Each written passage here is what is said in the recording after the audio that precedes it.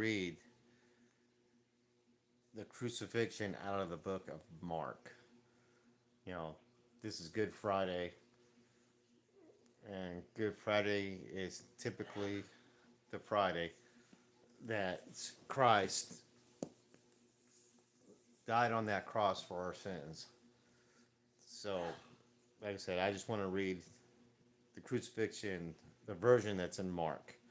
It's Mark chapter 15, verses 22 through 40. All right, here we go. Then they brought him to the place Golgotha, which is translated place of a skull. They tried to give him wine mixed with myrrh, but he did not take it.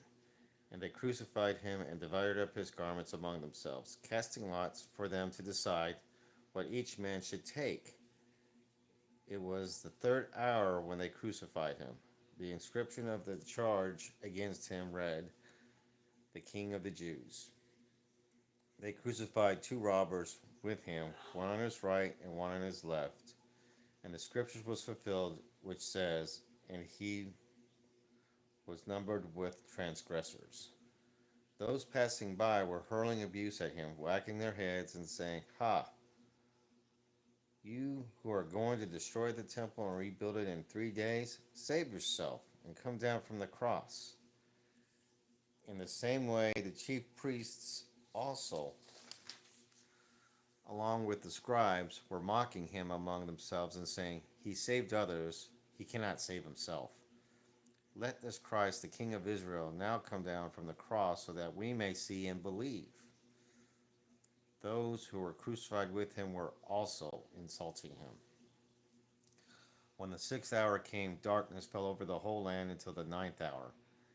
At the 9th hour, Jesus cried out with a loud voice, "Eloi, Eloi, lama sabachthani," which is translated, my God, why have you forsaken me?"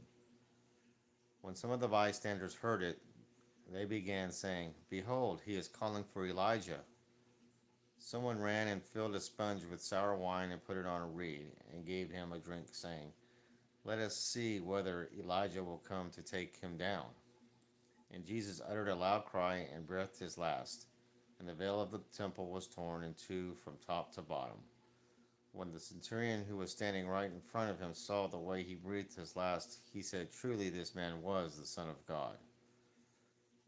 There were also some women looking on from a distance, among whom were Mary Magdalene and Mary the mother of James and Les and Joseph and Salome. When he was in Galilee, they used to follow him and minister to him, and there were many other women who came up with him to Jerusalem. So I guess I chose this version because this morning because um, it didn't really detail the physical aspects of what he went through, but it to me it more focused on the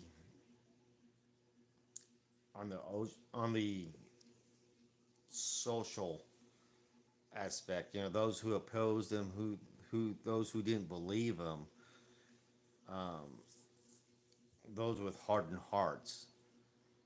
You know, trying to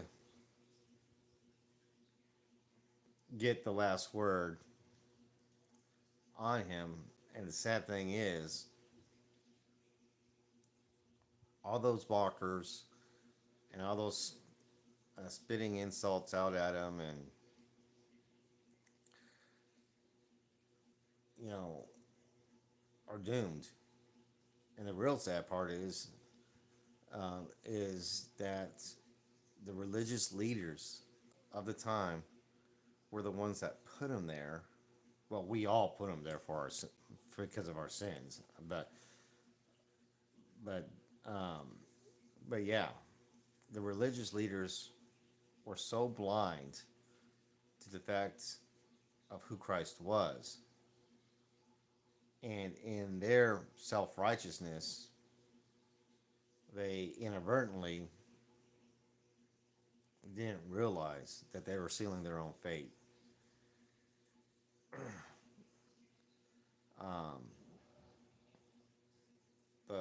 yeah. So I just wanted to read that. Don't really have much more to say other than that. It just kind of hit me on the social aspect of his crucifixion.